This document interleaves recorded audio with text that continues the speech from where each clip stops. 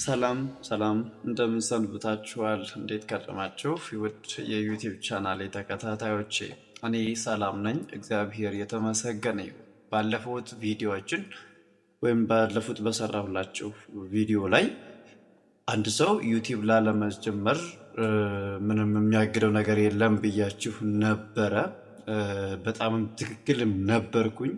ምክንያቱም ደግሞ ምንም አይነት ያግደናል ብለን የምናስባቸው ምክንያቶች ምንም ምክንያት የለንም ማለት ነው። እና እንዳልኳችሁ የዩቲዩብ ምንነትን ማወቅ፣ አልጎሪዝሙን ማወቅ ከኛ ምን ይጠበቃል፣ ምን ባደርግ የተሻለ ነገሮችን መስራት እችላለሁኝ የሚለውን ነገር አይምሯችን ውስጥ ማምጣት የምንችል ከሆነ ዩቲዩበር ላለመሆን ምንም የሚያዳግተን ነገር የለም ማለት ነው። እና በያለንበት በመጀመሪያ ደረጃ እናንተ በያላችሁበት የስራ ድርሻ ባለፉት እንዳነሳ ነው በትምህርት ህይወት ላይ ያላችሁ የራሳችሁ ስራ እየሰራችሁ ያላችሁ ልጆችም ደግሞ ልትኖሩ ትችላላችሁ።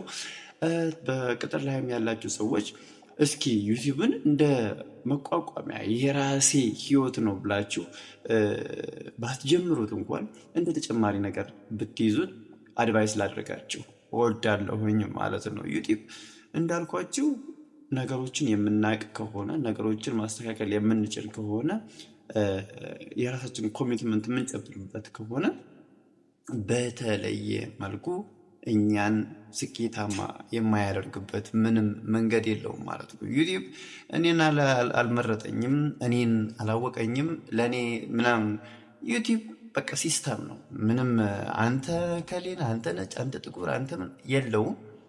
የራሳችን አሰራር ግን ይወስነዋል ማለት ነው። ስለዚህ እኛ የቱ ጋር ያለ ነው፣ ምንድን ነው የኛ ኃላፊነት፣ ምንድን ነው መስራት የሚጠበቅብን የሚለውን ነገር እንድናቅ ነበር የባለፈውን ቪዲዮ የሰራሁላችሁ እና ዛሬ ላይም ምን ማድረግ አለብን የሚለውን ነገር አብረን የምናይ ይሆናል ማለት ነው። እዚህ አንዳንድ ልጆች ምንድን ነበረ ሲሉን የነበረ ዩቲዩብን ለመጀመር ማይክ የለኝም የሚሉ ልጆች አሉ። ማይክ የለንም፣ ኮምፒውተር የለንም። ወዳጄ ምክንያት አትደርድር። ይህንን የመሰለ ስቱዲዮ እና መሰሎች ከዚህም የሚበላልጡ ስቱዲዮ ውስጥ መስራት እየቻልክ ይህንን የመሰለ ማይክ ማስገባት ትችላለህ። አንተ ለመስራት ቁርጠኛ ሁን እንጂ ምንም አይነት ምክንያት ሊኖርህ አይገባም። አይኖርህም ደግሞ የለህም። ግን አንተ ለመስራት ቆርጠህ ተነስተሃል ወይ ነው። ዝም ብለህ ቪዲዮዎችን እያየ ከማለፍ በዘለለ አንተ በቁርጠኝነት እኔ መስራት አለብኝ መለወጥ አለብኝ ብለህ ለራሱ ውሳኔ ሰጠሃል ወይ ነው ጥያቄ። ሰጠሃል? ተዘጋጅተሃል? ስለዚህ እነዚህን ነገሮች ማሟላት ከቻላችሁ ምንም የሚያስጨንቅ ነገር የለም። ዩቲዩብን መጀመር ትችላላችሁ። አንዳንድ ጊዜ ዛሬውኑ ዩቲዩብን ከፍታችሁ ዛሬውኑ ታዋቂ፣ ዛሬውኑ ብዙ ሰብስክራይበር እንዲኖራችሁ፣ ዛሬውኑ ሁሉም ነገር የተሳካ አልጋ ባልጋ ሆኖላችሁ እንዲሄድ የምትፈልጉ ልጆችም አላችሁ። ይሄ አይሆንም። የምነግራችሁ ነገር ተስፋ ያለ መቁረጥ፣ በተነሳሽነት በተስፈኝነት መቀጠል ማስቻል አለባችሁ ነው ልላችሁ የምፈልገው። ዛሬ አንድ ቪዲዮ ለቅቄ አንድ ሰው ሊያዩ ይችላል፣ 2 ሰው ሊያዩ ይችላል፣ 1000 ሰዎች ሊያዩት ይችላሉ፣ 100 ሰው ሊያዩ ይችላል።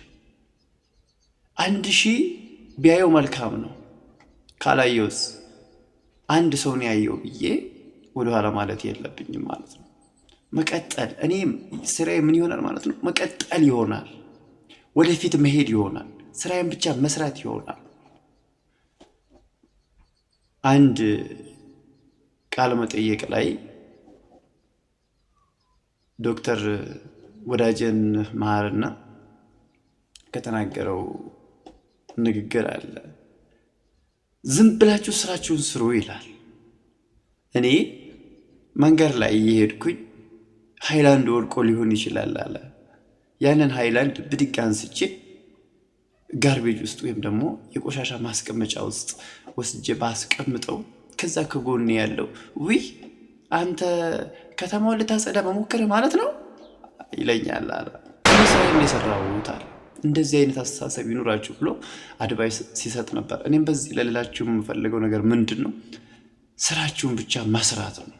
1 እይታ፣ 2 እይታ፣ 3 እይታ በቻላችሁት መጠን ቪዲዮአችሁ ኳሊቲ ይኑረው። ኮንቴንታችሁ ያማረ ሳቢ ሊሆን ይገባል።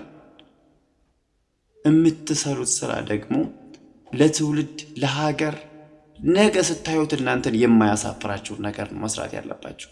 ዛሬ ላይ ግን ትሬንዱ ሌላ ነገር ሆኗል። ተቀባይነትን ለማግኘት አንዱን ብሔር ማንቋሸሽ፣ በስብዕና ላይ የሚቀልዱ ሰዎች እነሱ ነገሮች ናቸው በጣም ተቀባይነትን እያገኛሉ። ይህንን አታድርጉ። ይሄ ዛሬ ብልጭልጩ ነገሮች ያልፋሉ። ሁሉም ነገር ያልፋል። ነገ ልጅህ አንተን ሲያይክ፣ ልጅሽ አንቺን ሲያይሽ የሚያሳፍር ነገር በህይወታችሁ አታድርጉ በቃ። ምክንያቱም ነገ ለምን ትጨማቀቃለህ? ሙተህ ለምን አታርፍም እንዴ?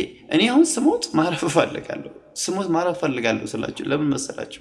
ሰው እኮ በህይወት እያለ አይደል እረፍት ሙቶም ደግሞ ማያርፍ አለ። ነፍስህን አይማረው እየተባልክ እየተረገምክ መኖር የለብህም ማለት ነው። ስለዚህ ትውልድን ያነጻል፣ እኔን ይጠቅመኛል፣ አገርን ይገነባልኛል፣ ሀሳቤ ይህን አይነት ነው የምትሉ ሰዎች ትችላላችሁ።